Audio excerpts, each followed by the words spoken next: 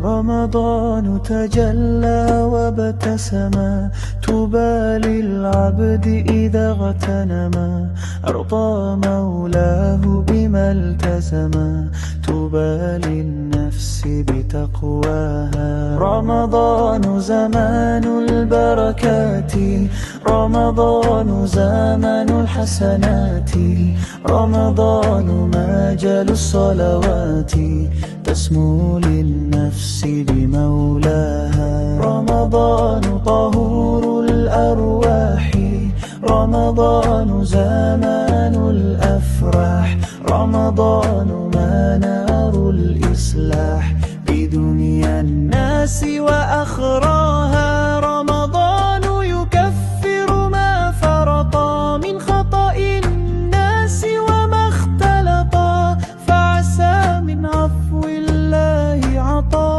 لقلوب الآمة يرعاها.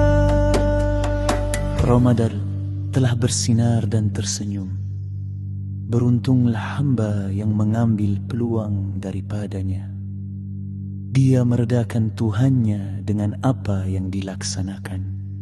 Berbahagialah jiwa yang dihiasi dengan takwa.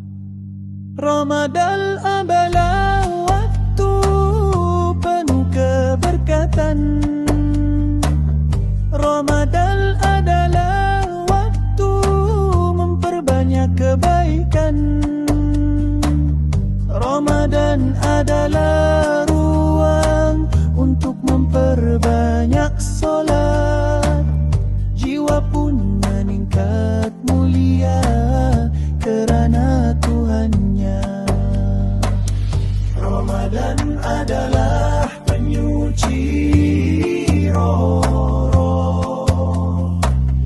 Ramadan adalah waktu kegembiraan.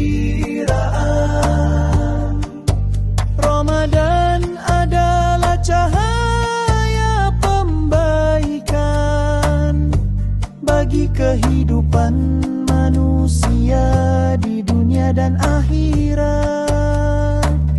Ramadan menghapuskan dosa yang telah lalu,